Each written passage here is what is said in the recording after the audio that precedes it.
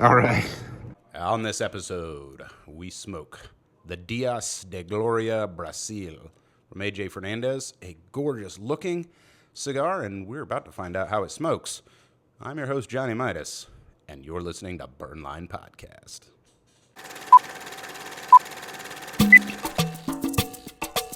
Burnline Podcast. The burn line on a well-crafted cigar is straight and sharp as a razor, much like our wit and wisdom. And what is up, ladies and gentlemen, boys and girls, children of all ages, over the age of 21. You are listening to Burnline Podcast, coming to you, as always, not live, from the Hot Box, the smoky back room where deals are struck and fortunes are made, adjacent to the Rocket Patel Cigar Lounge, nestled amongst the complex of rooms that comprise Davida Cigars, Westminster, Maryland, USA. The only Rocket Patel Cigar Lounge in the state of Maryland, at least for now. I am Johnny Midas. I am El Fumo. And today we are smoking the Dias de Gloria Brazil from AJ Fernandez. And, we always talk about presentation. We've got the box here. There's a little bit of glare. I haven't figured out the lighting thing yet. But as usual, it's fucking gorgeous. This is the 5.5 by 54 Robusto. I was just mentioning, like, it's a kind of a large ring gauge for Robusto. Yeah. Right? Like, I'm used to a 50-52. But in any case, and it is a soft box press. Yep. Cellar wrap. Cellar wrap. I have mine out of the wrapper. We just do it. And it is stunning. Now, there's an issue. Look right there. Mm-hmm. It's some kind of vein that looks like it just wants to fucking pop as soon as I light this. And right there. Shit, I see it. Right? So we're going to find out. Quality test is part of what we do. It looks like it got bench scratched. Doesn't it? Yeah, I think it got scratched on the bench. I think the vein smeared when it got put in the press. Possibly. Yeah, it looks like it came from a hard surface damage. Yeah, it does. We're going to find out.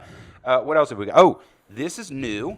So y'all are going to find out what the hell is going on over here. I have got my treasure box. This table's very busy today. Yep. And my trebuchet. We are going to play treasure or trebuchet later on. So stick around till the end, guys, because you're going to love this new segment. I've also got my new Basil Hayden's Dark Rye.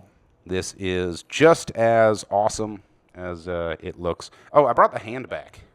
The Johnny Midas cigar smoking hand. Yeah, there's a lot of shit on this table. Good, cool. That's how we live. Right? Shit everywhere. Shit everywhere. So we have got, I hope, a fantastic show for you guys. We are smoking the Dias de Gloria Brazil, new release from AJ Fernandez. This cigar features a Brazilian Mata Fina wrapper, Nicaraguan binder, Nicaraguan filler.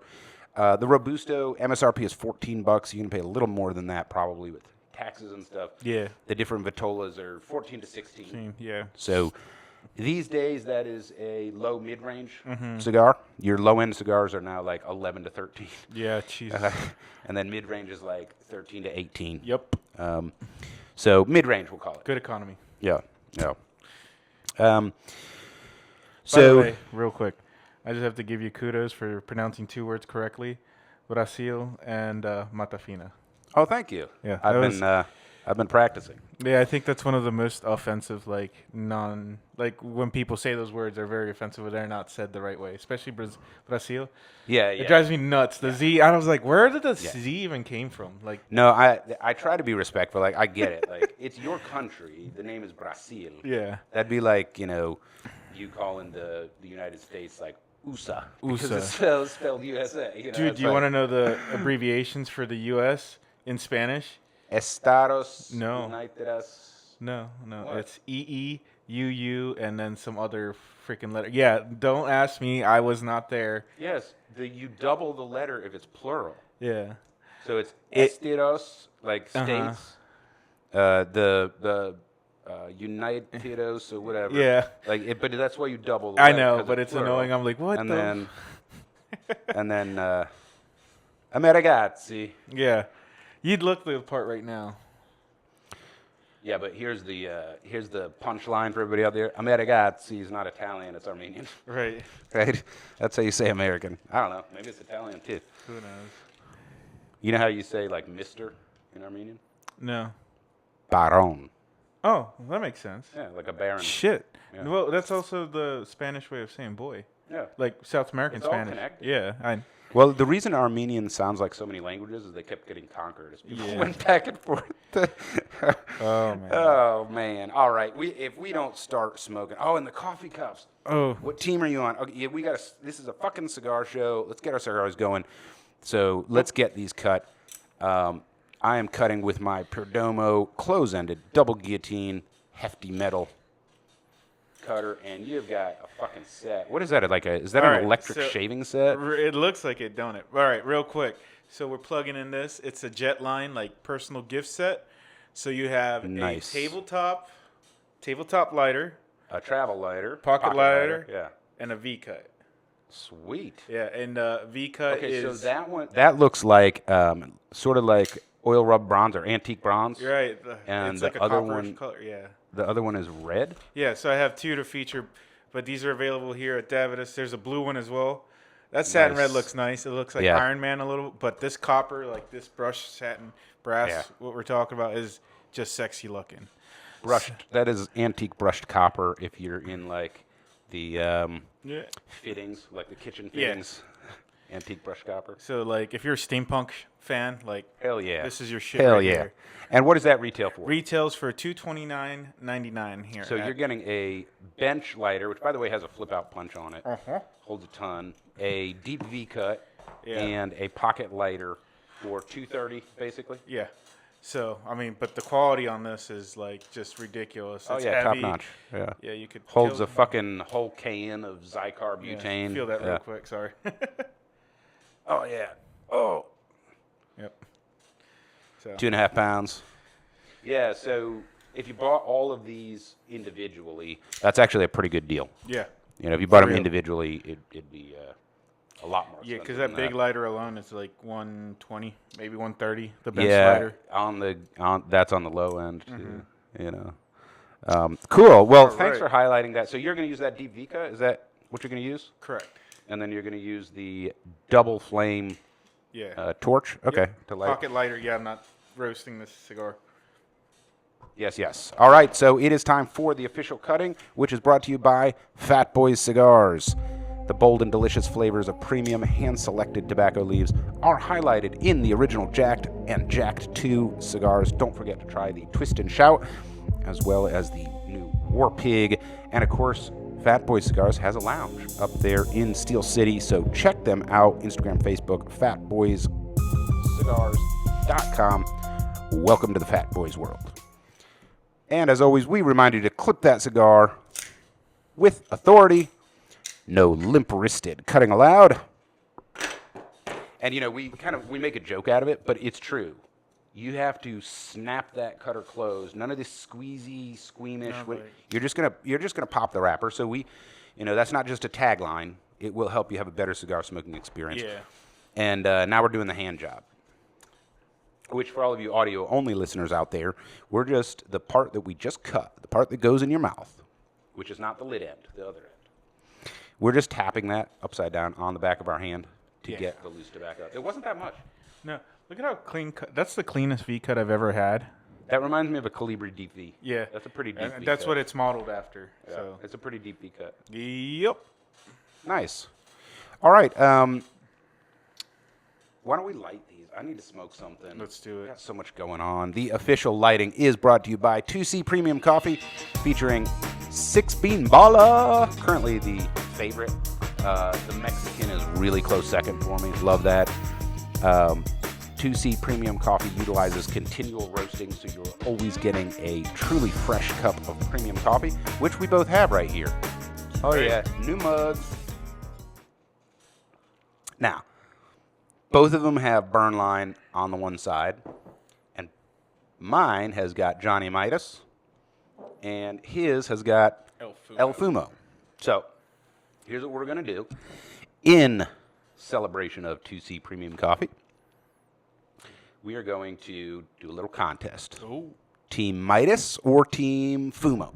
So, in order to be considered to win one of these awesome swag mugs, all you have to do is subscribe to our YouTube channel and go to Facebook or Instagram, Burnline Podcast, and like any of our posts, and in the comment box put Team Fumo or Team Midas. That's it.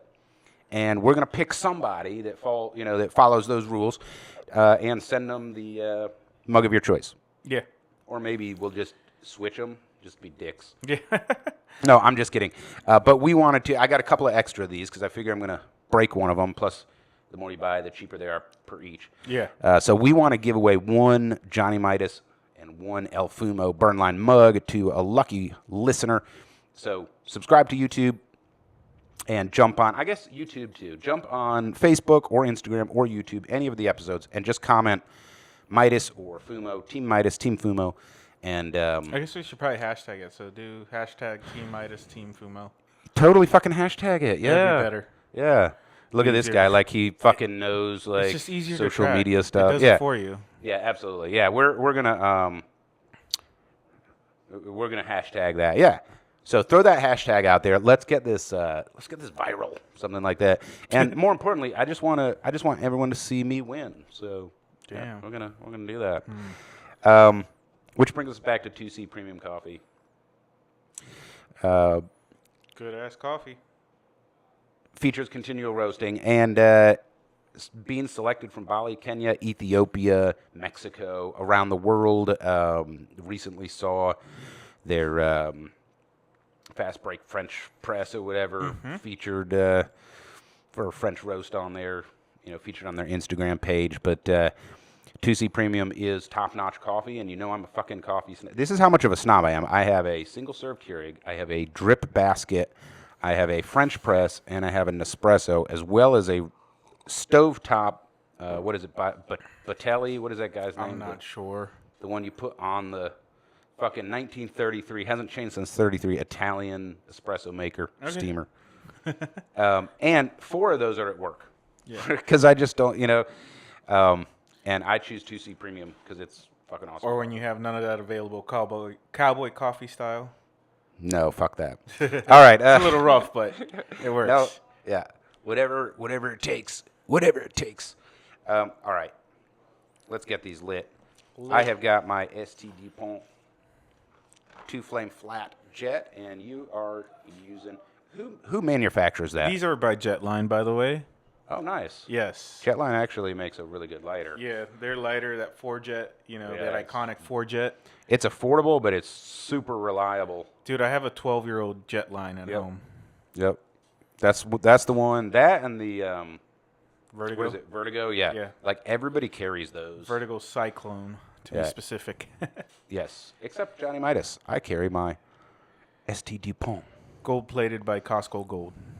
Yes, we dipped it in a Costco Gold bar. And as always, we remind you, toasted, not roasted. It's a pretty cool set. Yeah. Oh, that's one thing I will say about Davidas here is, like, if you're looking for special accoutrement to go along with your cigars, this is a great place to pick it up.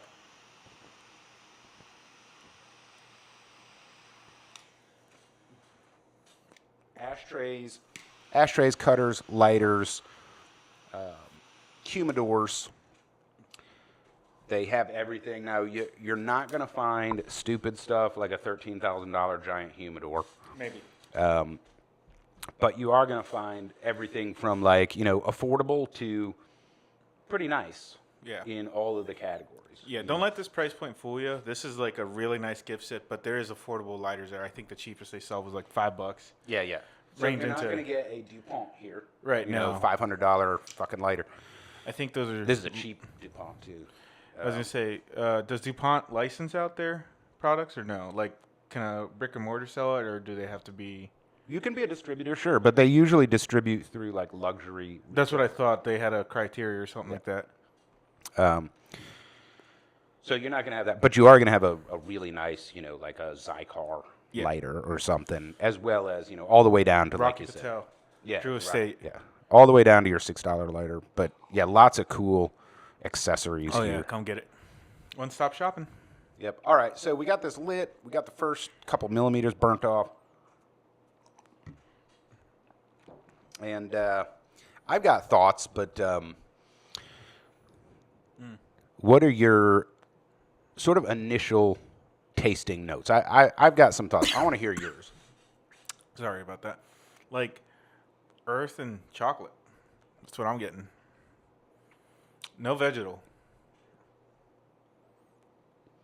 Dude, that's so boring. What? It's just so boring. Earth and chocolate. I mean, you might, like, let's spice it up a little bit. It tastes like fulminated topsoil. Drenched in. All right. So you're basically earth and chocolate is what you're saying. Yeah. A little bit of Amazon River Basin too. Really? Taste the Amazon. Yep. All right. So I definitely do have a garden taste. It is not vegetal bitter like we normally talk about, but it is vegetal. I do have that flavor. All right.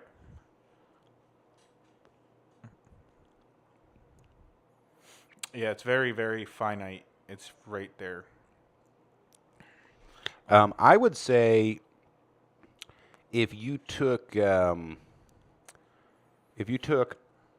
leather belt and you dipped it in that rich black, like potting soil mix, Okay. and you just dropped like 3 red pepper flakes on top, Okay. is a pretty good description of the main bundle of flavors that I'm getting. All right. There is a little spice thing there, but it's that slightly sweet spice, like a crushed red pepper flake. Yeah, it's in the back of the palate? Is that what you're tasting? Okay. Yeah. Not like cayenne that's just like, No. hi-yah! And not like pepper where it's not really spicy. It's just Right. pepper. It's subtle, though. It's there.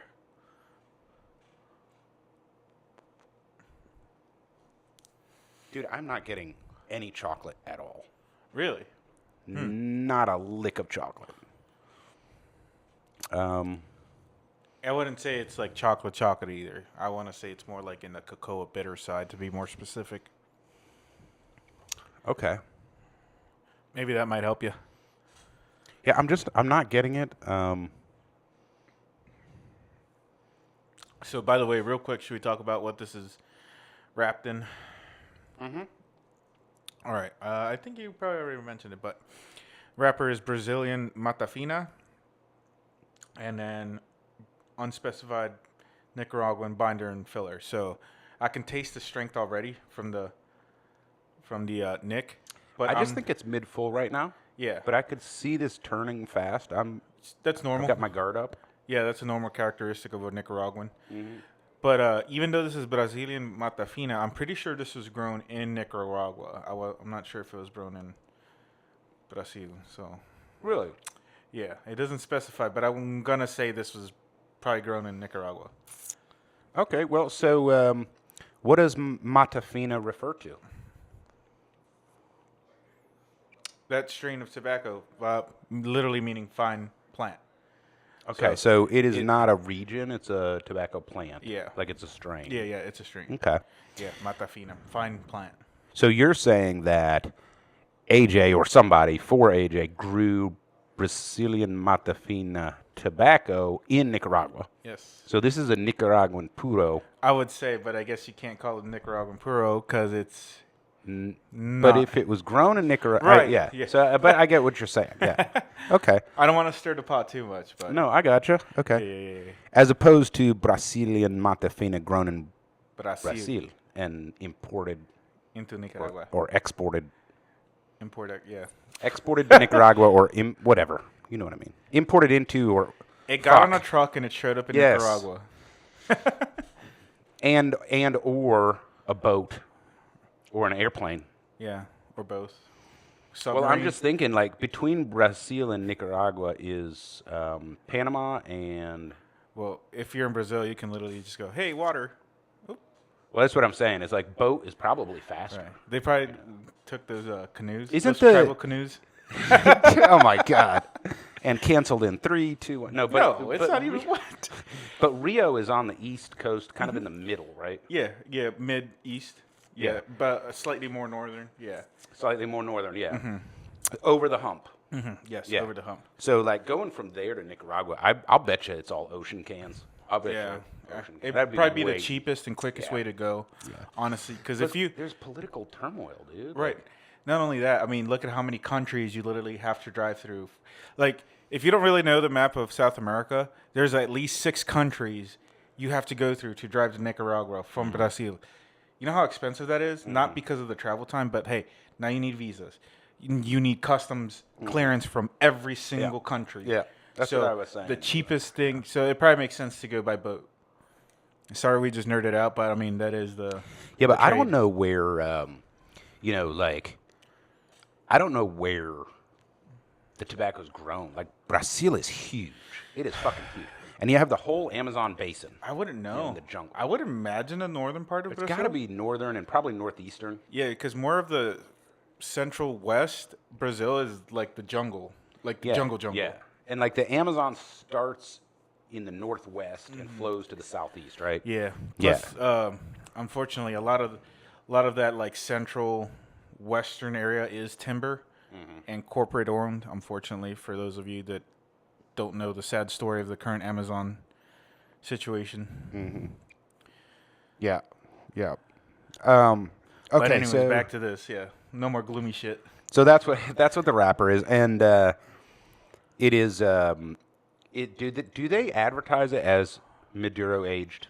No, all they said was Mata Fina. They just I mean, this is a Maduro wrapper though. It looks like a Maduro or Oscuro. A lot of Oscuro comes out this color. I think they did say Oscuro though. Oh, really? I believe. Which is it's a different process. So Maduro, like, what is it? It hangs. It cures longer and ferments shorter, and Oscuro cures less and ferments longer. Yeah, which is weird because technically Maduro, everybody's like, oh, stronger, but it's sweeter. I mean, it's stronger, but sweeter. So no, this is a good sidebar for all of our listeners. Okay, so here's the deal. Yeah, Maduro is a method of aging the leaf. It includes the longest curing process, I believe, and also it has a fermentation process like all the good leaves do. And traditionally, it releases the most sugars.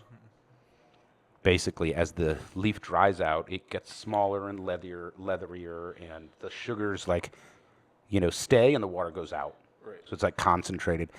And historically, and if you have a real Maduro, it is sweet and delicious. However, the American market specifically associates dark tobacco with strong. Yeah, I'm not sure where that's. I've said it before. I'll admit it, but that's the norm for some reason. I don't know why. I don't know where it came from. Maybe it's because historically Cuban leaf is light. Yeah. Like it's natural. Yeah, it's closer to green too. Yeah, and Cuban tobacco historically is strong in the nicotine content. Yeah. But in the palate, it's like light, floral, aromatic, savory. So maybe it came as a contrast to that because the dark tobacco wasn't coming from Cuba. Right. And it wasn't as good 20 and 30 years ago. And, it was probably harsher and stuff like that. Yeah. Possible. I'm not sure where that came. But you and I'm sure most of the listeners know, and I know, the dichotomy, what is the taxonomy of cigar industry? Yeah, the taxonomy is crazy. Fucked. But the point is, the manufacturers leaned into it. Yeah. Most of them, if you have a dark cigar, they also make it strong. Yeah. Right? It's just, I don't know. It is what it is. It's just the association at this point. I think it's kind of like the metric and imperial system. It's like, it's too late to go back. We're just going to stick with it. How many cheeseburgers per bald eagle? Yeah, how many cheeseburgers per bald eagle is that? Oh, my God. All right, socials and surprises. Of course, social media, jump on. If you're watching this, you're on YouTube, like, subscribe, please comment. It really helps us out, partly because we cannot advertise. Yeah. So not yet, at least. Not at all. Our advertisements consistently get shot down by the Google complex, Instagram, YouTube, and Facebook. Different company, but still. Oh, damn it. Consistently get the "you do not comply with our tobacco," blah blah blah blah, right? And so it's hard to get the word out. Yeah. So if you listeners are getting some value out of this, please like, subscribe, share, and of course you can go to Linktree /Burnline Podcast, and there's all of our links. Yeah. However you want to listen to, and then there's drop us a line. That is our email address, burnlinepodcast@gmail.com. Please leave us an email, and we will make it a question of the week, tobacconist tip of the week. Yeah. Dude, our outreach on Facebook is crazy. It's just, I need interactions. Yeah. Please interact. It really helps us out. If you think that the podcast is worth listening to for cigar folks, we're really relying on you guys to get the word out, because I haven't cracked the code on how to get an advertisement out where they don't fucking shoot me down. Right. Yeah, because I'm getting at least over 100 views per post on Facebook. Yeah. So we have an email this week. Sweet. Not we will turn into the business email. Tobacconist tip of the week, and see if I can pull this up. Not too much going on the socials. Zappos, $15 off your next order. Nope, not what I'm looking for. That's what I'm talking about. Damn it. We got tricked. Yeah, so basically the gist of the email is, I hear you guys talking about these tasting notes. It makes a little joke about Johnny Midas's complex taste. And so the question is twofold. Number one is like, is it real, or are you just tasting smoke? And then two, how can I develop my palate? Ooh. So we'll have a little bit of an extended tobacconist tip of the week. We'll talk about this together. All right. Because there's some real stuff you can do. Sounds like a plan. So why don't we go ahead and go to break, and when we come back, we will do the tobacconist tip of the week. Sounds good. Keep your dial locked in to the crystal clear tones of Burnline Podcast. Do they have dials? Whatever, dude. Don't press pause. Whatever. Stay on this podcast.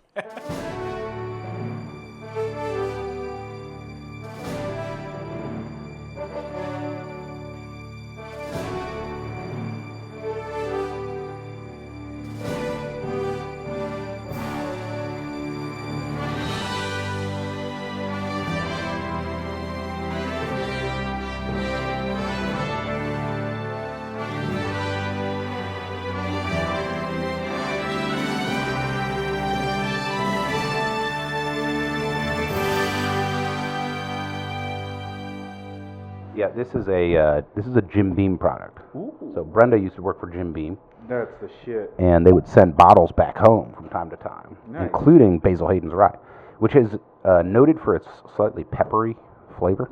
So let's go ahead and... Okay, yeah. Do you need me to hold it? Yeah. A little too low? Yeah. We too low? We too low. All right. Holy shit. Yeah, this is Basil Hayden's Dark Rye, and we are about to go all fucking cowboy up in this joint. And of course, for sampling whiskey, if you want to get tasting notes without putting it on your palate, just stick your nose in it, but leave your mouth open while you breathe in so it doesn't harsh. Ooh. It's sweet and peppery. Lot of caramel on the finish. I was going to say the caramel you can definitely taste. Caramel, vanilla. And now your tobacconist tip of the week with Angel Solorio.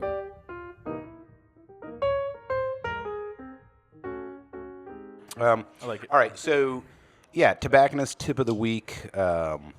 Question about tasting. Okay, so two things, right? The first is, yes, tasting notes are absolutely real. Yeah. They're also very personal. Yeah, because honestly, it's also kind of subjective on your palate, because not everybody has the same palate. Right. Let me be real and honest. When I first started, I was like, I taste smoke. Right. I could probably taste one note, like, and that was it. And it wasn't like a specific note. It's like, okay, this tastes good, or this tastes like shit. That was literally it. And there's an element too, like if we're being honest, there is an element of you are filtering out the fermented tobacco taste. Yeah. Right. So like if we say, like I had a cigar, I can't remember which one, and I was like, this tastes like apple fruit leather.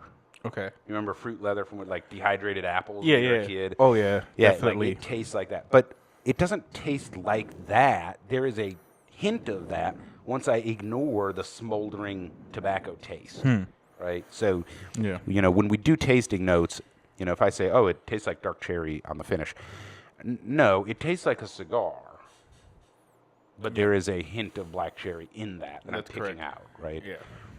So how you talk about it kind of might change your expectations and experience. Because you are burning something, so. Yeah, absolutely, right? Now, that's one of the reasons that we have this ritual, toasted, not roasted. Yeah. The cooler you can keep the tobacco without the cherry going out, the less harsh the flavor, and the more you can bring out these notes. In fact, the best tasting cigar you will ever smoke is the one that is just going out. Yeah. Right? Like, you're like, oh, shit, it's not combusted anymore. Because it's so cool, like, the notes and stuff that you'll taste, you'll be like, whoa, that really stands out. Yeah. Right? So I think that answers the first part. Like, yes, it is real. Mm-hmm. Yes, you have to practice and train yourself and learn. But also keep in mind what it actually is. Right? So for me, like, let me do some more tasting notes. We are smoking the Dias de Gloria Brazil from AJ Fernandez. We are smoking the 5.5 by 54, pretty big ring gauge. Yeah, actually. Soft box pressed, Robusto. Yeah. And real quick to add, you're not going to learn that trick overnight or that capability overnight. I think it took me well over a year to even start being able to process and kind of separate out the notes. Mm-hmm. So it's not, don't be discouraged right off the bat. Yeah, so there's a little, it's almost a mix of like barnyard and earth and vegetable. It's sort of all mixed together there. Yeah, it's a cohesive note, and then there's some leather, and there's a little savory, almost like steak seasoning. Okay. Almost. And there's some leather. Okay. Right? So, yeah, like if you took what I was describing as crushed red pepper is more like steak seasoning now. So if you took like some nice rich dirt and dragged a leather belt through it and just like kind of tossed some sprinkles of steak seasoning, that's what it tastes like. But it really tastes like combusted fermented tobacco with those notes as the extra special stuff, right? All right, so I think that answers the first question. Yeah. And by the way, we are pairing this. I don't know when the video got cut back in from the break, but we'll find out. We have this Basil Hayden's Dark Rye, and it is fucking good. I think it goes with this smoke, too. Mm-hmm. It has like this complementary, it's like on the sweet and fruity side. Yeah, it really is. And it really complements this like earthy, leathery tone to the cigar. And it's smooth and it's not high in alcohol, so the alcohol is not really overpowering the smoke either. So you got to be careful with that as well. Pairing your liquor to your cigar is important. Yeah, because that alcohol, it hammers the palate, and of course it coats it. Like, your whiskey is like a liquid. It gets in every crack of your tongue, every little bump, and it just coats it. Yeah. And the alcohol actually dulls your taste buds, which sometimes makes for a fantastic pairing. It can, yeah. Because it really can mellow out the cigar, and you can taste other stuff.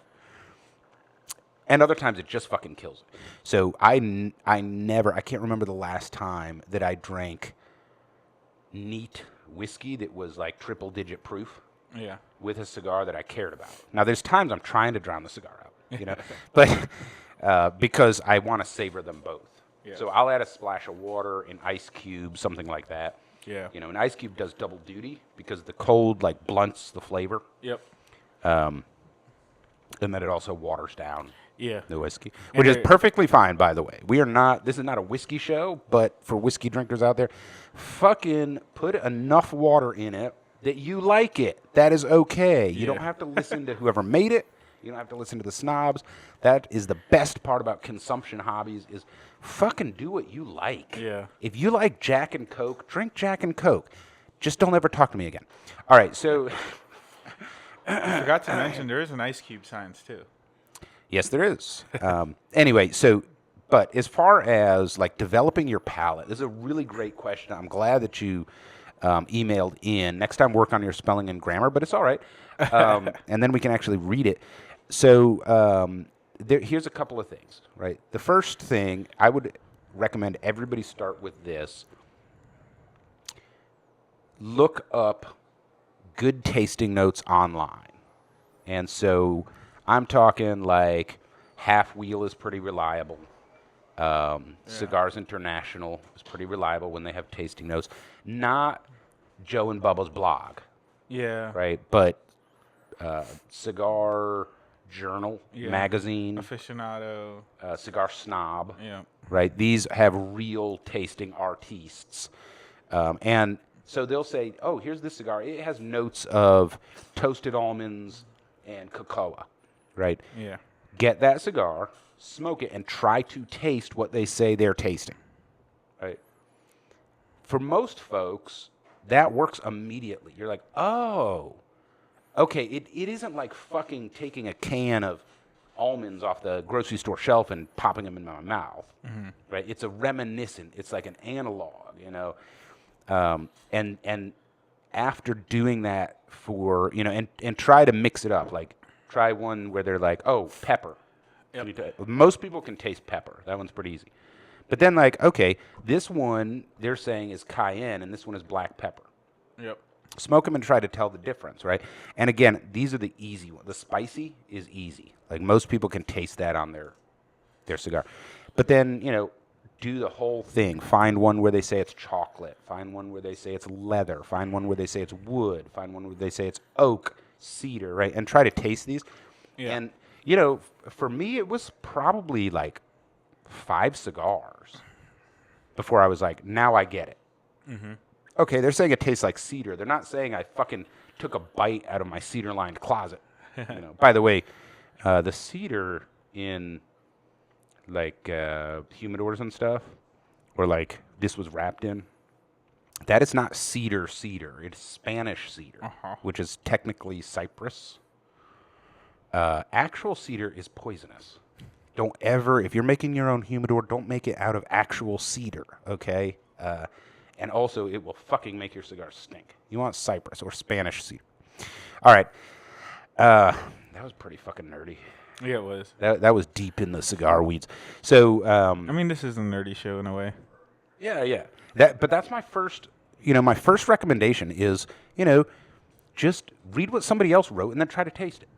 And then also note if you disagree. If they're like, well, it tastes like wood, and you're like, it tastes like an apple tree. Well, then make that no. You tasted some apple wood. It was still woody, And then the second thing is how you consume your cigar changes your ability to taste flavor, right? So if you're just pulling smoke in, pushing smoke out, I want to challenge our listeners to try a couple of things, right? The first thing is learn the retrohale. Mm-hmm. Right? I'm going to demonstrate. You should be able to see this. Yeah. So he inhales through the mouth, and exhales through the nose. And you can regulate the retrohale like I just did by pushing a little through your nose and then more out through your mouth or less out through your mouth or whatever. That changes the flavor. Yeah. Right? And you can take a good cigar and smoke it both ways and ask yourself what changed. Yeah. One thing that almost always changes, it always changes without fail on a Nicaraguan cigar, but it almost always changes is the retrohale adds pepper. Yeah. Typically, the spicy notes come out more through the nose. Your olfactory senses kind of play hand in hand with your taste buds. Like, it makes the flavor pop. Even when you're eating. Next time you eat, like... Plug your nose. Like, when you have a cold, it's like, oh, my food doesn't taste good. Yeah. It doesn't because you can't smell it. Yeah. Smell is a big part of taste. Right. The other thing the retrohale does is it allows your nose to experience what's going into your mouth, not the secondhand smoke. Mm-hmm. And the secondhand smoke smells and tastes different. And if you're in a lounge, it's even more important because you got like a stale smoke odor frequently. Yeah. Right? Plus, if you got like a full house, you're going to smell everything. Mm-hmm. The second is long, slow draws to keep the cherry cool. Try to keep that cherry cool. Try to smoke your cigar so slow that you're afraid it's going to go out, and see if that changes things. If you're just you're keeping the cherry so hot that you're getting, like a acrid taste, it's going to kind of like, blunt the other tastes. Yeah, you're going to blunt the tobacco because you're just heating it up and you're getting nothing but hot air and smoke. So that, keeping it cool. I mean, I can chief my cigar, but I can do that without, Oh, that sounds like a cigar smoker archetype featured on episode 67. Something like that. Yeah, episode 67. And then the last thing is I got this from the whiskey industry, actually. But chew the smoke. What this does, this is a psychological trick. When you're chewing your food, your brain is used to interpreting flavors. Mm-hmm.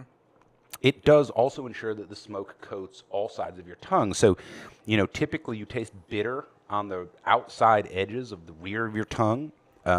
Sweet is kind of like more the front tip of your tongue. So I'm going to demonstrate real fast. Let me get out from behind the microphone so people can see.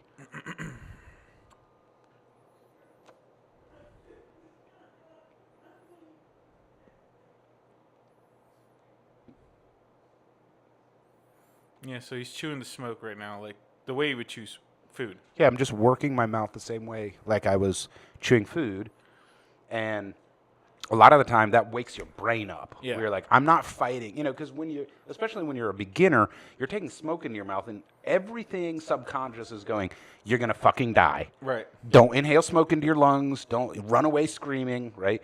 And so we have a natural reflex, our mouth, our nose, everything else to be like, get out of here, And by chewing, all of a sudden your brain is like, whoa, this is something I'm supposed to be tasting. Yeah. Right? And it engages your nose and everything else without you thinking. Yeah. Right? So that's like a hack right there. So the introductory stage is just read what other reputable people are writing and try to taste it yourself. Yep. And you might be surprised. For me, it was just a handful of cigars before I really figured out what was going on and how to taste notes. Second, change how you're smoking the cigar. Yeah. Right? Add some of these tips and tricks in. And then, that's the intermediate level. And then I would say, the advanced level is fucking get some shit, get a bunch of these. So this is a plastic shot glass, and you can get a sleeve of these for $2.99 or whatever at the supermarket. Communion cups. Get some of these communion cups and just do shots until you fall over blacked out. No, just kidding. Yeah, we're getting communion right now. Put the Blessed Sacrament of Kentucky. We've got both. We've got the indigenous native sacrament right here. Yeah. And we've got basically a Scottish American sacrament right here. Yeah. No, but take these little plastic shot glasses, put coffee beans in one, put leather, literally cut up an old leather belt, put it in one. Shave the leather. Yeah, shave it. More surface area. Put nutmeg in one. You can just bring if you have a spice rack. I have an actual spice spindle, because I'm very passionate about cooking, and they're all labeled and everything. My wife just throws everything into a fucking bin and puts it in the cabinet. Right? I'm like, where is the smoked paprika? She's like, it's in the cabinet. I'm like, yeah, along with the other 97 other condiments that you fucking bought. Is that what Mrs. Midas sounds like? Mrs. Midas? No, Mrs. Midas is gorgeous and perfect. But anyway, so if you have a spice rack like that, you can just fucking bring it into your lounge or wherever, or dump some spices out. Nutmeg, allspice, cloves, and just start with 4 or 5 and try adjacent flavors. Cocoa, get some actual Hershey's chocolate, milk chocolate bar, stick it in one. Earth, get some fucking potting soil and put it in there, right? Yeah. And then as you're smoking, you probably have a hint. I think this is earthy, or maybe the review that you read said this is earthy. Smell the dirt. There is a huge difference. Like Brazilian tobacco, right, has a like brown earth sort of flavor. Yeah. Whereas Mexican San Andres has a like black soil sort of flavor. And Condega, Nicaraguan Condega, frequently has a red clay sort of flavor. Like there's different kinds of dirt. Yeah. Right? Chew up a coffee bean, like an actual coffee bean. It's going to be very bitter, but like it'll help you. Like, oh, this is what they're tasting. Yeah. Right. And so you can just compare your cigar to those. Yeah, because when we say coffee flavor, it's not brewed coffee. It's like your coffee bean. There's a huge difference between the flavor profile of a coffee bean and then brewed coffee. Mm-hmm. Or even coffee orchard. Yeah. Or coffee farm. Like if you've ever been to one, because the berries that the beans are in, they ferment. Yeah. Kind of on the vine. And you have that fermentation smell. Mm-hmm. And the leaves smell like coffee mixed with like morning glories. Yeah, because coffee, like here's the weird part. Coffee's a fruit. Yeah. Yep, it's a fruit. it's actually the seed of a fruit. Yeah, it's a fruit. It's like a berry seed. Yeah. I wouldn't recommend eating a berry though. Well, for generations, decades, coffee beans were harvested from goat scat because the goats would eat the berries and they would just harvest the beans. So to this day, what is it, the Aussie cat, or there's some special coffee where they take it out of the shit of some cat that eats it or something? I thought it was a bat. Whatever, something with something somewhere in like some shit. Somewhere they in go like through some East, shit and like pull out the bean. Yeah, it's in like one half of those digested. South Asian countries. Yeah, it sounds like an Asian delicacy, to be honest with you.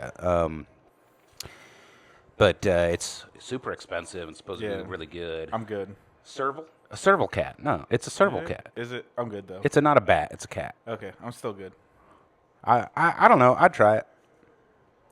I would, especially if it's like hard to find and really expensive. Sounds like something Johnny Midas would try.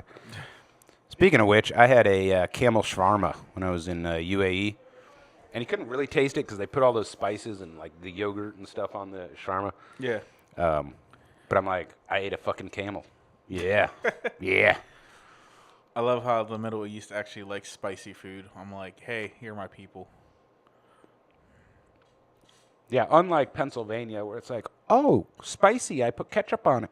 No, stop it. Oh, my God. We love all you people out there. Don't do it.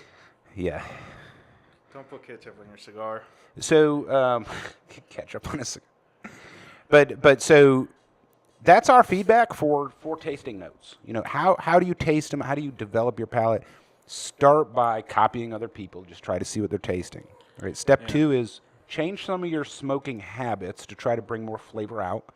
And then the last one would be set up your own fucking tasting lounge. Just get a bunch of these disposable communion cups and just put little stuff in there and sniff your cigar. Yeah. Try to compare it, right? Record like as an actual audio record or write down your experience. Yes. So a lot of people use a journal. Highly recommend it. Now, here's what I did because the writing down distracted me. So what I did was I set up my iPhone and video recorded me, and I would just speak while I was smoking. And then I would go back with my notebook and listen to what I was saying. Yeah, that makes sense. I would frequently do it with the same cigar, re-smoking it. And I'm like, can I taste that again? How consistent is my palate? Meanwhile, I would be writing down what was being spoken. You can get AI to do that for you now, transcribe your video. Yeah, it's awesome. Yeah. So, lots of tech that makes it easy. So that is the Tobacconist Tip of the Week. Long-winded, but felt like, folks deserved it. Yeah, it's necessary. Yeah. All right. So we are quite a bit of a ways into this podcast. Why don't you tell us a little bit about the Dias de Gloria Brazil from AJ Fernandez? All right. So Dias de Gloria. So the meaning of Dias de Gloria is the days of glory of the Cuban growing tobacco days. That sounds like a movie title. Dias de Gloria. Days of Glory. Days of Glory. Sounds like it would have Tom Cruise in it. No. Days of Glory featuring Tom Cruise. Wait, all right. he was in Blades of Glory, wasn't he? No, he Will was in Ferrell? Days of Thunder. Oh. That's what I'm thinking of. Okay. Yes, a Will Ferrell, Tom Cruise crossover called Days of Glory. And it's like a comedy with like, where like Tom Cruise is Will Ferrell's stuntman. Yeah.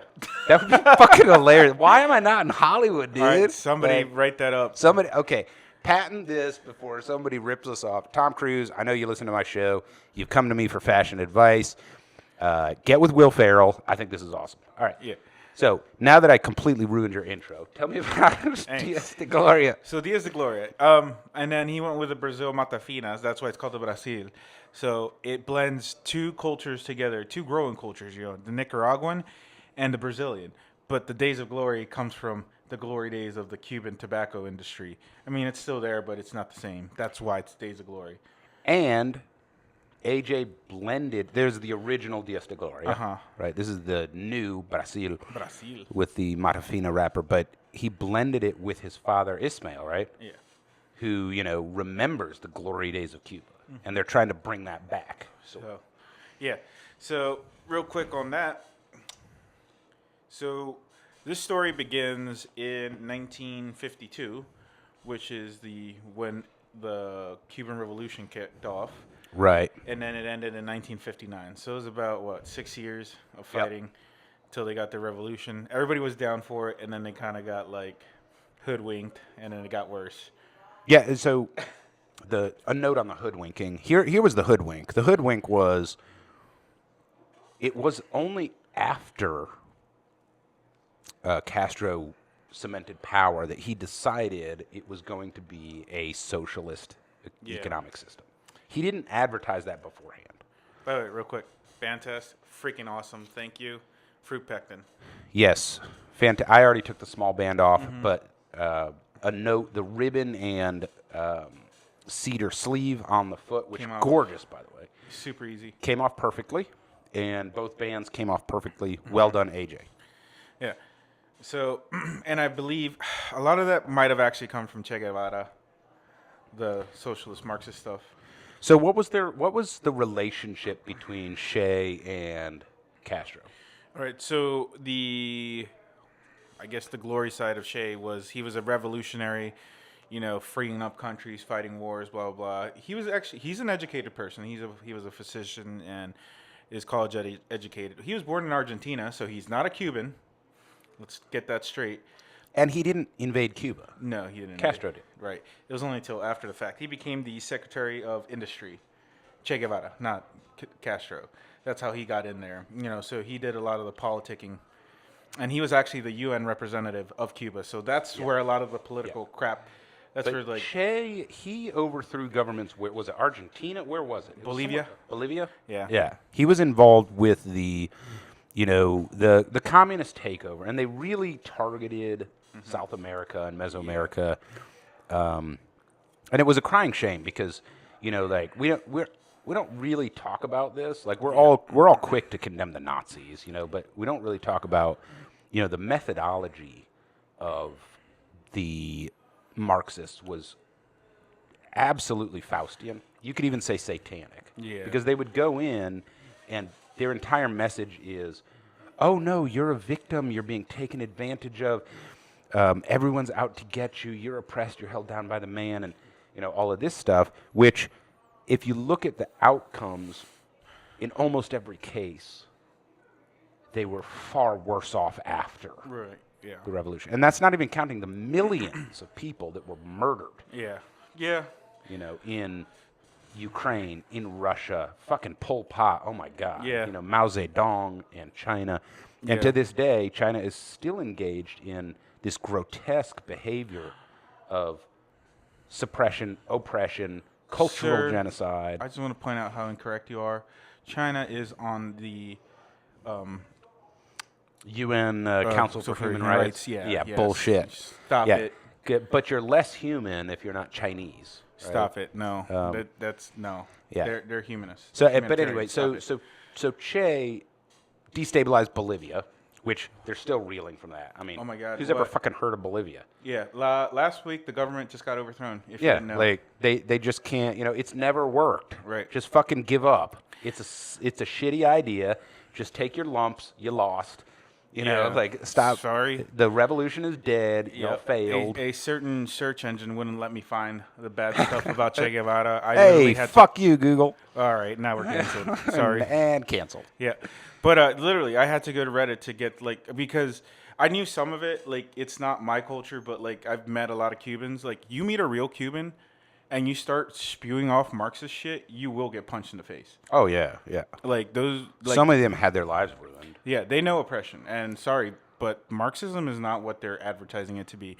So here is, like, some of the quick and dirty about Che. He created labor camp, internment camps. Mm-hmm. Where have we heard that before, sir? Yeah, exactly. Yeah. So for some of the people, especially the people here in the U.S., you know who was really victimized in those places? Afro-Cubans. Mm-hmm. It was very racist. And homosexuals. Hey. Yeah. The two groups that are being brainwashed into thought that Marxism loves you. Right. It really doesn't. I'm sorry, guys. It doesn't. Yeah. Queers for Palestine. Yeah. Uh-huh. Yeah. Yeah, go and over there. Canceled again. Yeah. Go over there and get... This episode's going to get canceled on YouTube. Go to Palestine and see how tolerant they are of your lifestyle. Yeah. But, we clearly have nothing against that lifestyle. But I'm just saying, this is the reality. You know, it's true. These are the people they imprison. Yeah. He implemented policies that were wicked. You just can't... I'm not going to... you can't, like, beat around the bush there. He targeted darker-skinned people, and he targeted homosexuals for forced hard labor internment camps and re-education because they weren't, Cuban enough. Right. But in a speech about 65, 67 at the UN in New York, he was like, oh, America oppresses the black people. Yeah, they were still being oppressed, but, sir, you're doing it too. Mm-hmm. So yeah, absolutely. It's the old, that's what the Marxists did. It was fucking propaganda where they just... completely lied for the sake of power. Yeah.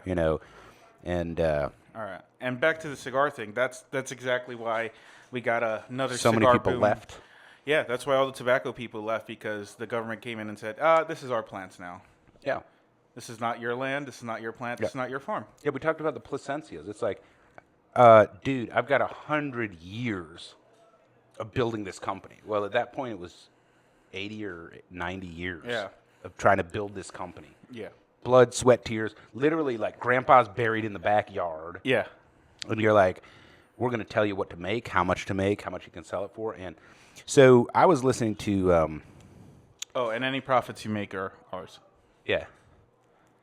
Shit, I forget the guy's name, but Cigar Authority podcast. They had the guy from HVC on there. Okay. And, he's Cuban-American. And he went to school to be a physician, just like his brother and sister. And, it didn't take. At 24, he started a cigar company. Yeah. Right? Because it was just, he visited a farm and it was in his blood, right? But he was saying, if he stayed in, if he got his degree and stayed in Cuba at the time, now they've changed. So Cuba has definitely evolved because it just doesn't work. Right. Fidel dying was net positive for Cuba. Yeah. They're still not free, but it benefited. Yeah. So at the time, if you leave Cuba, you can never come back. Mm-hmm. But if you get a degree like engineer, doctor, lawyer, you have to work for 10 years. And you can't leave. You can't leave the country. You have to do a job to pay back the country because it's free education, right? Guess how much his salary would be as a doctor in Cuba? Let's talk about American dollars here. I want to say somewhere between 10 to 20 in American, right? $4 per day. Yeah. To be a fucking doctor, Now, $4 American dollars goes farther in their economy, right? But still, it's shit, right? So of course he came to America, but just an example of why we have so many Cuban immigrants and why they feel so strongly about this stuff is like, don't you have a fucking opinion if you haven't lived through it, Sorry, guys. Whatever they're teaching you in college is not that. No, just no. a burst It's like, bubble. How about if you come to terms with actual facts, not some theory spewed from behind a lectern in a very safe country, right, where you can, talk about stuff like that. And enough of the, that's because it was, no, that is done right. That is how you do it. Oh, yeah. Stop saying that's it's not right. Well, if they just got it right, getting it right is not doing it. Yeah. All right, so this is not a political show, but anyway. It's just the history. It's just the history. Industry. But that was the exodus, right? the diaspora from Cuba. And so what you ended up with was a bunch of people like Ismael who, wanted this glory of producing a product that is an amazing vice. Right. And just to clear it up, AJ was born and raised in Cuba, and he even left. Like, he knew the reality. Mm-hmm. And so the Dias de Gloria is celebrating the glory days in Cuba before, they got shut down and imprisoned and raped and all Not that. to say that Batista was any better.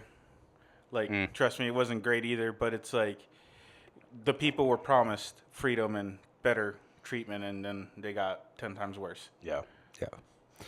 So that's where so that's like the backstory of the Dias de Gloria. And then the actual cigar. So this is, rolled in their factory in Esteli.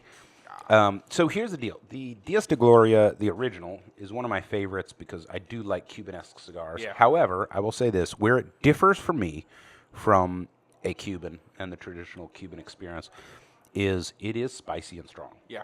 Right?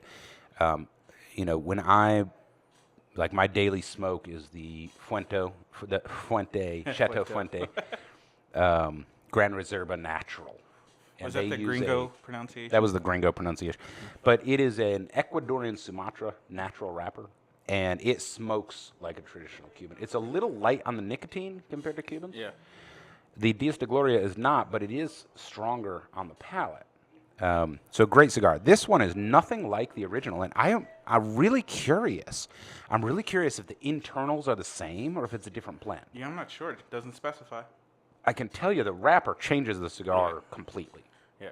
And nothing Cuban-esque about this at all. But I will note this, though. AJ does say that Ometepe Esteli area is very reminiscent of the Cuban environment, biodome. Oh, yeah, the biome. The biome, biome, thank you. The biome is very similar. Ometepe, because it's volcanic. Yeah. And also Esteli. And then the other thing is the culture. Yeah. Is very reminiscent. Like they have schools like Placencia we mentioned last week, building schools and adult education centers and basically, putting money back into the community. Yeah. Right? The right way. Actually putting back money into the community. Yeah. Here's your $2,000. Sorry about the disease that we created in the lab over in China. Not that kind of. God, canceled for the fourth time. All right. We're gonna keep a tally. What is in this whiskey, dude? Oh. It's got to be the Basil Hayden's talking. All right. So that's a little bit about the cigar. We are running long. Why don't we go ahead and take a break? Come back. We'll do the cigar news of the week, and then let's rank this cigar. Cool. Don't go away. What's up, everybody? Johnny Midas here with my smoke of the week, and this week I am smoking the H. Upmann Banker Day Trader, a new money release, and it features this candlestick chart here. If you're familiar with finance, you'll know what that is. This is a huge 6x60, definitely like a banker's type of cigar, and retails for $15.49 here at Davidoff Cigars in Westminster, Maryland, featuring an Ecuadorian Sumatra wrapper with a Nicaraguan binder and Nicaraguan and Dominican fillers. It has notes of toasted almonds and spice and is really a luxury smoke. Check it out. I'm Johnny Midas, and you're listening to Burnline Podcast. And we are back on Burnline Podcast, uncommon cigar knowledge for the common cigar smoker. Your hosts, Johnny Midas and El Fumo, the two best-looking cigar hosts on the best cigar podcast on the planet. No hubris here. Cigar news of the week. Before we do, let's touch base on the cigar. We are smoking the AJ Fernandez Dias de Gloria Brazil, featuring a Mata Fina wrapper, and they don't advertise it. Did they say Oscuro? No. They don't it looks like a Maduro aging process, possibly Oscuro, and it is Nicaraguan binder and filler. So a couple of tasting notes. to me, it is reminiscent of dark earth or brown earth, actually, leather, some kind of like, steak seasoning. Like it's savory, slightly spicy, but the spices dropped off a little bit. Yeah. Really can taste it mostly on the retro hail. How about you? What flavors are you getting? Kind of the same peppery steak. Still getting. I'm not sure that you're getting it, but like I'm getting a slight cocoa, like that bitter cocoa, to it. A little vegetal now. Yes, little vegetal has come in, and I think that's the only real change. Yeah, I was expecting that. Yeah, a little bit of vegetal bitter has crept in. Yeah, the nicotine is picking up. I can tell you that right now. I feel. Yeah, so I would call this full. Mm-hmm. I would say it's full-bodied, full strength. Full-bodied. It's not like full-bodied. Like it's. But It's full. But I wouldn't do it on an empty stomach. No, I wouldn't go golfing with it either. No, dude. Especially Exercise. okay. So real quick, this weather we're having 95. Yeah, plus, yeah. No, don't do it outside. Not a summer cigar. Outside. Don't walk. Yeah. Don't do anything with this cigar that's outside related. All right, cigar news of the week. All right, let's get to it. I'm just gonna top a little top off. Shit. Little top off. I feel my blood alcohol content is dipping below 0.12. I better. All right. And now your cigar news of the week with Angel Solorio.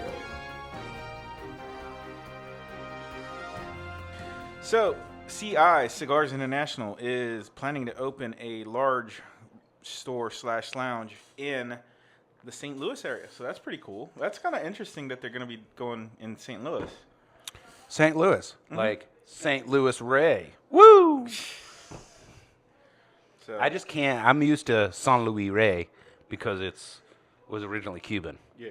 Like the St. Louis Rey thing from like the American version.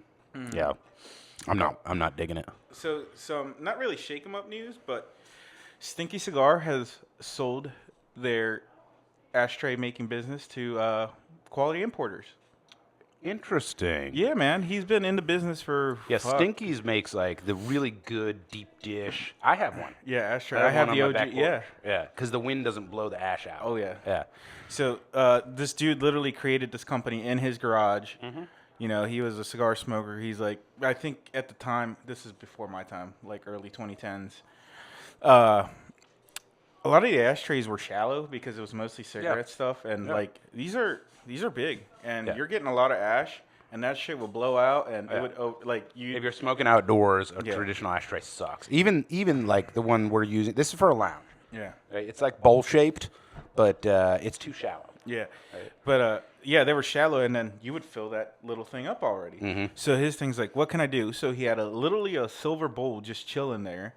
And then he was like, how am I going to get the cigar to sit on there? He literally took he took coins and bent them and glued them on or welded them. That was the prototype. Yeah, that was the prototype. Little JB Weld. Yeah. And that's how the company started. And he still sells the first final model on Quality Importers. So, but Quality Importers has been the main home of distribution for Stinky Cigar. Right. So he was like, it just felt right. But he's still going to be involved in the process. My favorite part about Stinky's is like the little dude, like the logo looks just like the dude from Fallout. Like if you play video games, the Pip Boy. Yep. Pip Boy. Yeah. So, Bill Salavino is the owner and creator of Stinky's. So he's excited. Like he sold, but he's still going to be involved. So that's pretty cool. So he got fuck you money. Yeah, he got. And he's still involved. That's awesome. He had good for you, Bill. Yep. He had fuck you money on top of fuck you money. Yeah. So I'm guessing he's planning a pretty Gucci retirement. Pretty Gucci. Yeah. Presidential. So that was cool. Presidential.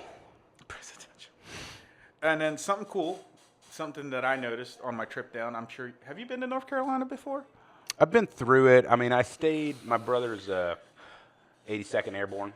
So their station, their garrison is in North Carolina.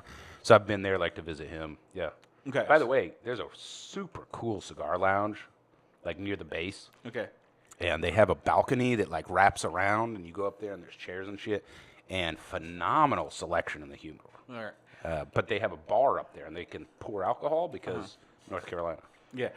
So They just made it way cooler. So the one thing about smoking lounges and alcohol bars together, cigar bar, is that they had to have their own building, standalone, blah, blah. Actually, when I was in Raleigh for a few months, it was hard to find an actual sit-down place because in North Carolina, you weren't allowed to have a cigar bar or a lounge in an attached building. It had to be in its own. Yeah, like walk out and go around type of thing. Right, yeah. So now North Carolina's like, all right, screw that. We're now allowing, cigar bars in already existing buildings. Doesn't have to be standalone. It can be next to whatever. Kind of like here, So they're allowed in storefronts. So that's pretty cool. Yeah.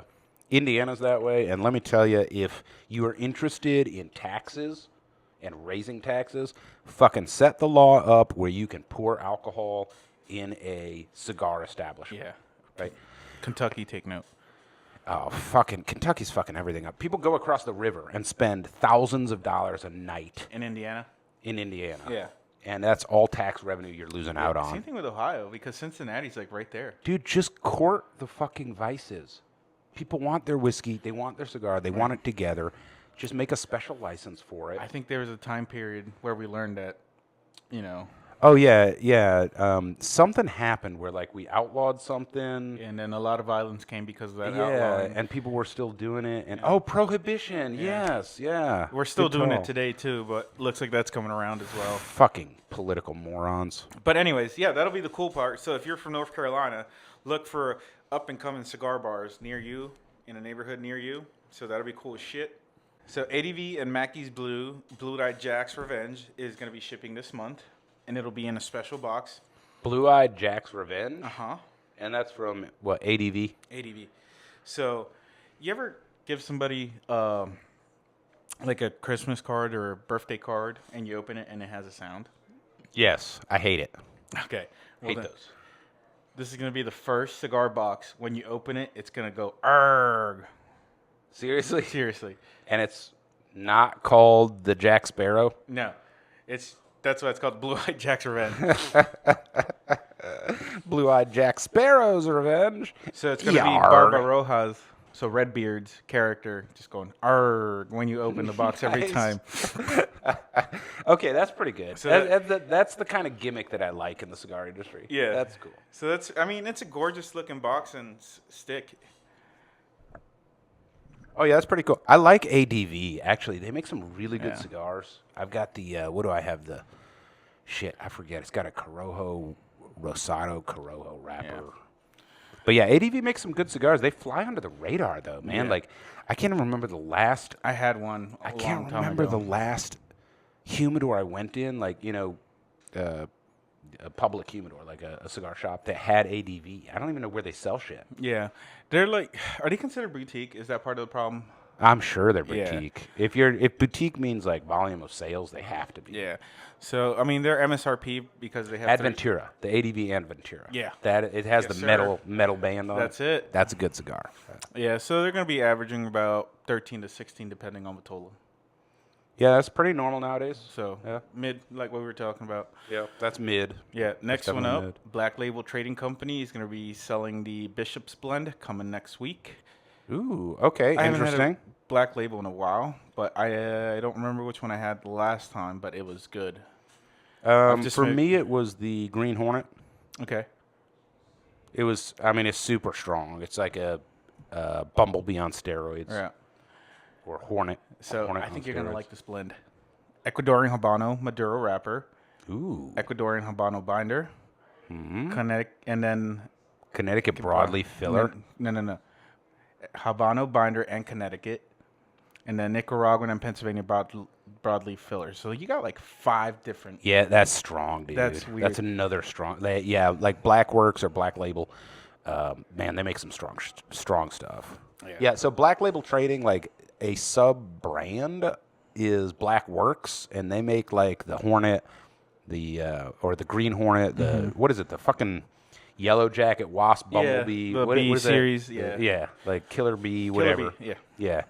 They make those and something else. They're very strong cigars. I like the fact that the Killer Bee is short because it will knock you on your ass. If it was a fucking Robusto, you just die. You just die. It's like a petite Corona, and by the time you're at the end of it, you're like, that was so good, and by the way, I want to go throw up and take a nap. Yeah. And then the Cavalier Genevieve. That's how you pronounce it, right? French is a little rusty. Yeah, the Cavalier Genevieve. Whatever. I can't pronounce French. They're going to be shipping to Tempura. I'm sure you've smoked this. Je ne comprends pas le français. Yeah, something like that. So it's going to be a 4x60 short Perfecto, and it's going to have a pigtail on it. Retails for about 13. Honestly, that's another one of those brands that like I'm just not familiar with. Yeah, they're around. Especially like you've seen that label. It's very simple. It's got the for those of you that aren't looking at El Fumo's cell phone. If you're familiar with the cigar that has the gold foil diamond that is like glued to the wrapper leaf, that's the brand we're talking about. Yeah, it looks generic, but it's what it is. It's like one of those high-end like boutique. They made a cigar for the Limited Tobacco Association. A while back. Right? A while back, yeah. But yeah, that gold foil diamond that's like glued to the wrapper. If you've seen that, that's what we're talking about. Yeah, I don't know.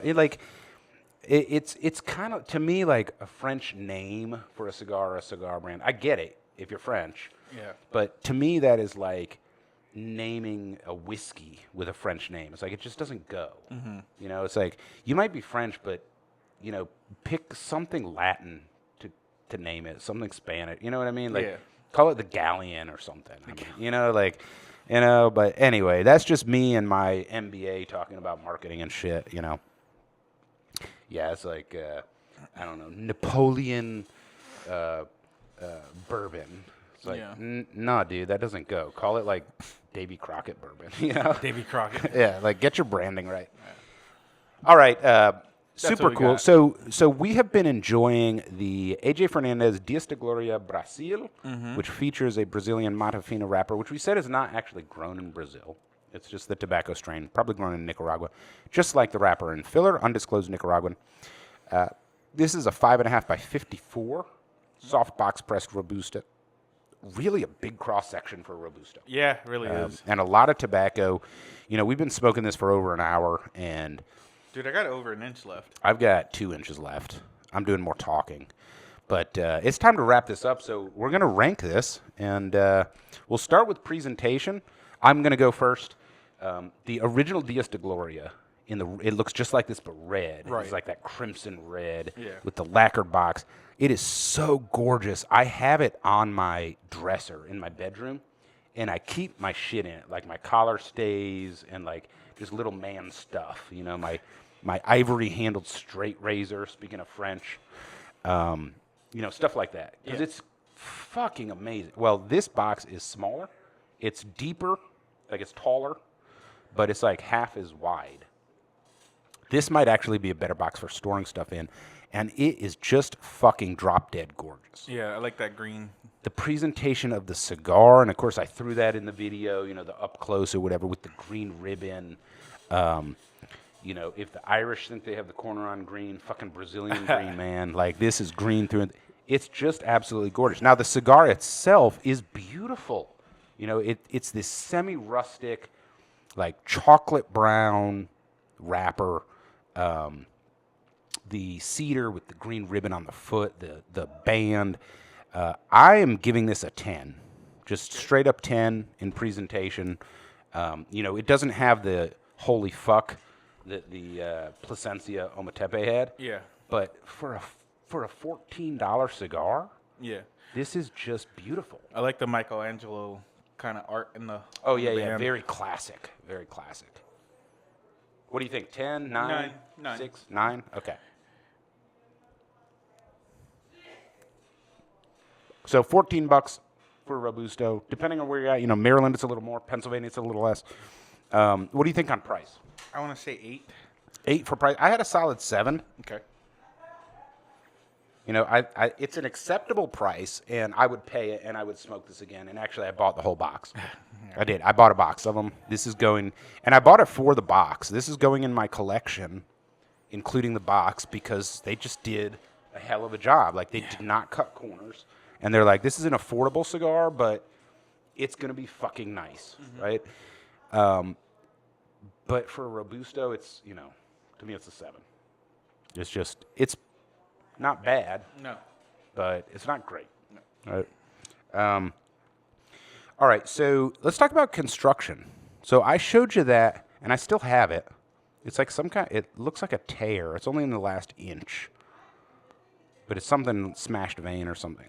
However, the rest of it, zero issues with like tobacco flapping up around the cap. Correct, yeah, I agree. It lit well. Admittedly, we are very intentional. Burned straight, even, well, good smoke output. I've got a 9 for construction. Same. The draw was perfect, too. Yeah, agree. So, very well done here. Like, the quality is really good here. All right, so that brings us to flavor. Now, we know that this is subjective. I'll say some notes. It's an enjoyable flavor. It's definitely a strong cigar. Yes. And it doesn't change much. So, for me, like, just comparing this to cigars I like, which is what you do for flavor, I think they nailed what they were going for, which is why I'm going to give it a 7. For my personal palate, it's probably a 5. It's right in the middle. There's nothing wrong with it, but there's not a lot right with it either. The pepper and the nicotine strength definitely picked up in the last one. Oh, yeah. This is one where it's like you get to the end and you're like, fuck. Yeah, it really is. Like I said, not an outside smoke. Yeah, so what do you think? I mean, I give it a 7, but I could go lower. I was thinking, 8, 7, 8. Okay. All right. I think that's fair. And that brings us to experience. So just, like use case, don't smoke this outside in the summer. Don't take this to the golf course. In fact, don't fucking do anything with it. This is a lounge cigar. Yeah. All right? If you have someplace air conditioned Definitely air conditioned. to smoke, it's strong. And it's not cheap. I think the use case is limited. Yeah, I agree. I mean, I'm at a 7. Like it's a good experience, but it's just limited, so I can't go higher than that. Yeah, especially like this weather is really testing right now. So yeah, I would agree 7. Don't do it outside. And if you are, stay hydrated as shit. And that brings the final score for this AJ Fernandez Dias de Gloria Brazil to 40. Pretty good score. But really it was the just superb construction and brilliant presentation that brought it up. Oh, yeah. If you don't care about those two things, this is more like a 37, 36 on our scale. So there you have it. And now for our final segment, and this is new, Treasure or Trebuchet. So we have here a treasure box. This is a Diesel Whiskey Row special box. This is our treasure box. And this is our trebuchet. And now we get to choose whether we are going to put the cigar in the treasure box or launch it across the room in the trebuchet. And Alfumo, you're first. Treasure or trebuchet? I'm going to say treasure, but I want a trebuchet just so people can see. Oh, you said treasure first, so put it in the treasure box. All right. There you go. And Alfumo says this is a treasure. Thank you, AJ. Thank you, Ismail. Yes. Excellent cigar. And I'm going to take one last puff before I make up my mind. By the way, we are very lucky to have AJ during this time. Dude, AJ is a god. Yeah. He is a cigar god. No doubt about it. I want to say 85% of the cigars you're smoking. Well, not 85, but a big fucking chunk have his hand in them. Yeah. You have no Trebuchet. idea. Trebuchet. Trebuchet. We are going to fucking launch this. And 3, 2, 1. There it goes. Shit. I'm starting a fire. Goddamn. Yeah, look at that. And there you go, folks. So one of us fucking launched their cigar into space with the trebuchet, and one of us threw it in the treasure box. Boom. Done.